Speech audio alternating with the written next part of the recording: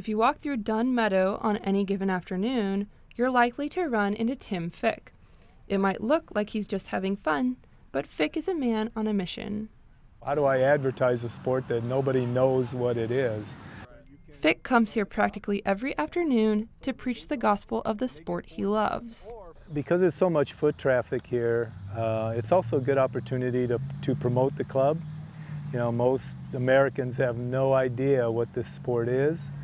So it gives me an opportunity, you know, if I see somebody who even stops for a half a second and, you know, has kind of a quizzical look on their face, then I'll stop and say, hey, do you know about this sport or whatever?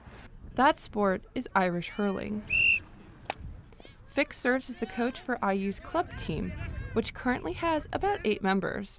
Hurling is sometimes described as hockey on grass, but the ball stays in the air instead of on the ground. While hurling is the national sport of Ireland, it has yet to catch on in America. It's a game that's tough, strange, and hard to learn. IU is one of only 3 schools that competed at this recent regional tournament in West Lafayette. The turnout was so small, schools had to combine players to complete their teams. There we go! Players modified soccer posts to make their own goals and were forced to move when a Pee-wee soccer team showed up for practice. Nice! Even when he's relaxing at a tailgate, Tim uses the occasion as an opportunity to stump for hurling. That kind of diligence is necessary to maintain interest in a game that just isn't part of the college sports landscape. Of course, when you hear hurling in Bloomington, it has a whole different meaning, but he doesn't like those jokes. He takes hurling very seriously. Steve Macarot met Tim about 30 years ago when they were both teachers in the Brown County school system. He'll take anybody, guy, girl, young, old, and work with them. He's out almost every day of the week at over by the Hyper Building, playing and hoping people will come over and take an interest. He's gone up to Notre Dame and other schools, tried to get hurling started there, and that's what it takes anymore, you know, somebody with a heart.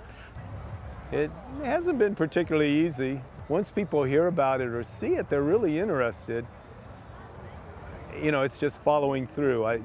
Students have so many other things on their plate that it's hard, I think, to devote much time to hurling.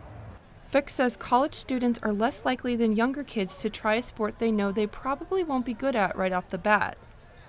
To take up a sport that they've never heard of before, that might be a little bit challenging to them. But it's not as easy as throwing a frisbee. Because it's a college team, IU hurling has a high turnover rate.